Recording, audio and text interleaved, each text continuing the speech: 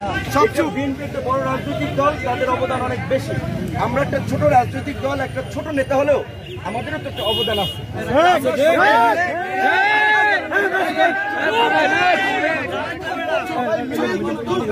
আওয়ামী লীগকে হটাইতে পারছে, আওয়ামী লীগের দ্বারা আমরা সকলেই অত্যাচারিত, নির্যাতিত।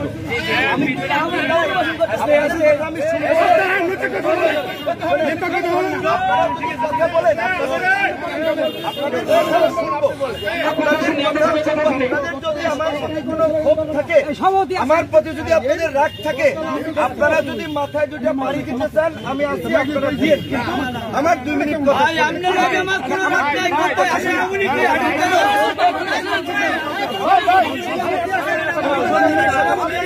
আমি তো শেষ করি, আমি তো শেষ করি। সাংগঠনিক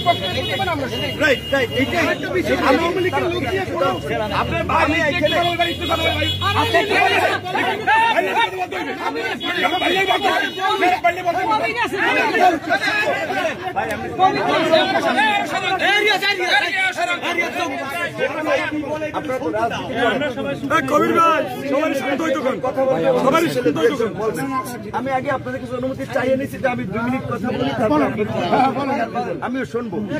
আমার কি আপনারা শুনছেন এখন পর্যন্ত আমি কাউকে গালি দিচ্ছি কোন রাজনৈতিক দলের নেতা? কোনকে আওয়ামী লীগের আমলে শেখ হাসিনা এবং আওয়ামী লীগের বিরুদ্ধে আমাদের একটা তীব্র অবস্থান ছিল। এটা এখন এইখানে আমরা নির্বাচন, আমরা রাজনৈতিক ভাবে এখন পর্যন্ত সকালবেলা আমাকে বিএনপি স্থায়ী কমিটির সদস্য আমির খসরু মাহমুদ চৌধুরী ফোন দিয়েছে।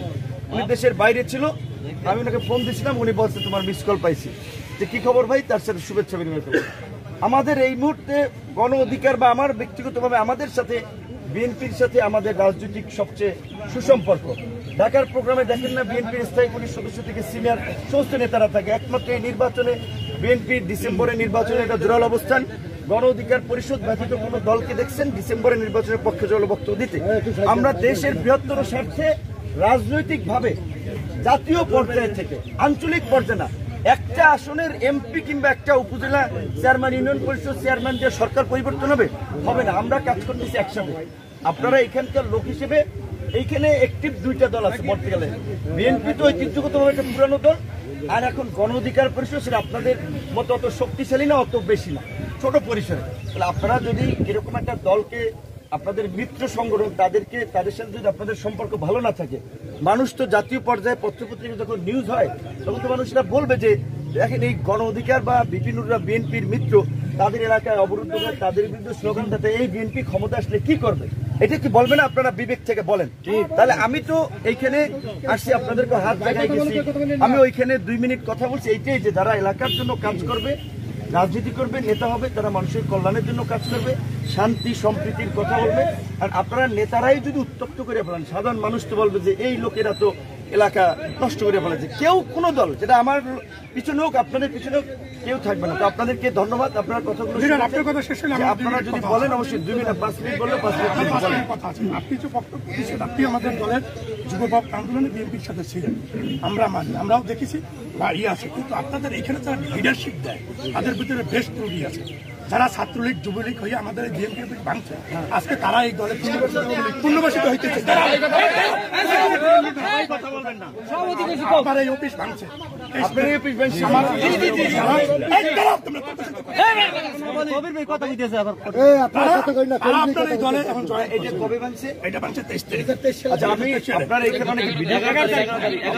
পুলিশ ভাই আছে, আপনি কি এসআই? আপনার এই ছবি এবং ভিডিও দেবেন, আমরা দল থেকে বহিষ্কার করে তারে আমরা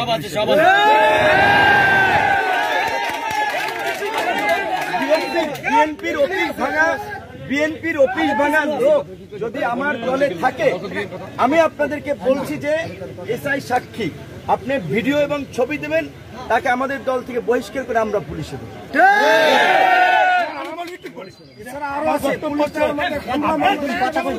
যুগপৎ আন্দোলন থেকে শুরু করে সরকার পতনে আমাদের দলের সাথে ছিলেন, আপনার সাথে আমাদের কোনো ওইভাবে কোনো কিছু নেই। এইখানে আপনাদের যে নেতৃত্ব দেয়, আপনি একটা দলের নেতা, আপনার সম্মান আমার কাছেই থাকবে, আমি যদি অন্য দল করি। কিন্তু আপনাদের নেতাদেরকে এইখানে যারা নেতৃত্ব দেয় তাদেরকে বলেন যে অন্য দলের নেতাদেরকে সম্মান দিতে। আমি বলি একটা ছোট ঘটনা, আমার এই এলাকায় একটা পুকুর কাটা নিয়ে আপনিও মনে হয় ভিডিও দেখছেন। ওই সম্পত্তি আমার বাপ দাদা অনেক আগে ইয়া হয়েছে, আওয়াজ বদল হয়েছে, অন্য লোক পুকুর কাটছে, সেখানে বিএনপি সভাপতিকে কেন জড়ানো হইলো? এই বিষয়টা আপনার কাছে আমি আপনার সংগঠনের বিরুদ্ধে চাই। একটা তিলে তিলে একটা ঘটনায় এই ঘটনাগুলো জন্ম দেয়। একদিন আমরা এখানে মিটিং করি, এই পাশ ওই পাশ ঘুরে আপনার দল এইখান দিয়ে আমাদের মিটিং এর উপর দিয়া মিছিলের ভিতর দিয়ে একটা মোটরসাইকেল নিয়ে গেছে। তারপর রাজনীতি সিচুয়েশন না, একটু করতে করতেই একটা বড় কিছুর সৃষ্টি হয়। আপনি আপনার দলকে বলেন, আপনার কাছে আপনার সাথে আমাদের কোনো বিরোধ নেই, আপনি তো আমাদের গণ অধিকারের প্রতি আমাদের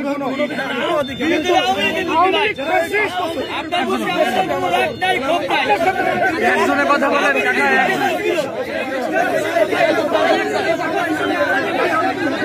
কাকা একজনের কথা বলেন, লিডারের সাথে একজনের কথা বলেন। উনি সাংগঠনিক কথা বলে কিচ্ছু হবে না, এখন হয়তো সংখ্যা পর্যন্ত বলবে সাংগঠনিক কোনো সমস্যা, আমরা দলদলই একজন কথা বল, পরিবেশ নষ্ট করে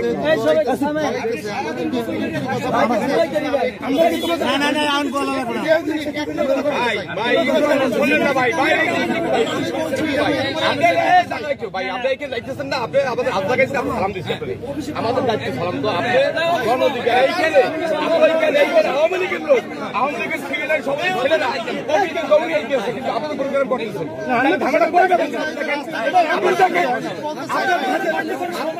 জুয়েল ভাই এখন বললেন না, এখন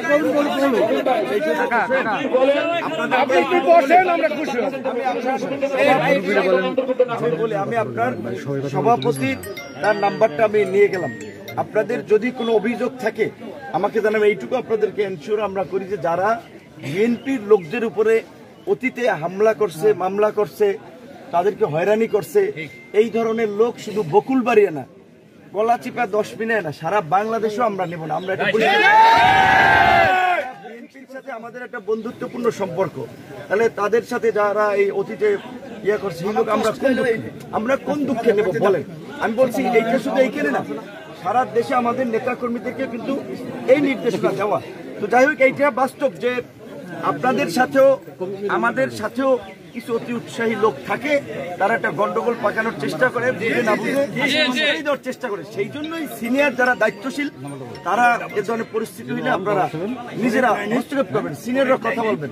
এবং অতীতে যদি কোনো সমস্যা হয়ে থাকে সেটা তো হয়ে গেছে, সামনে আপনি আছেন আমাদের সভাপতি, সেও বিএনপির লোক ছিল, সে তো আওয়ামী লীগ করে নাকি, অনেক বছর বিএনপির সাথে মাস্টার মানুষ, আপনারা একই সমাজে বাস করেন। ইভেন সে যদি মারা যায় আমার আগে কিন্তু আমি দলীয় নেতা, তার আগে কিন্তু আপনি তার জানাজায় যাইবেন বা আপনি তার জন্য দোয়া করবেন।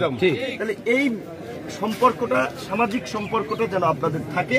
আপনাদের যদি কোনো সমস্যা আমাদের এই আহ্বায়ক না সদস্য সচিব, আমি বলি আপনি আহ্বায়ক, আপনারা সদস্য সচিব, আপনারা সব লোক নিয়ে বসার দরকার। আপনার দোকান আছে একটা, ডাকবেন ভাই তুমি একটু আসো, একটু চা খাই, আমরা একটু কথা বলি, তোমাদের এই লোকগুলোর এই সমস্যা। আপনার যদি এরকম থাকে আপনারা ভাই এই বিষয়টা দেখেন, এইভাবে রাজনীতি করেন, মানুষ আপনাদের সাথে থাকে। এই যে আমরা আপনিও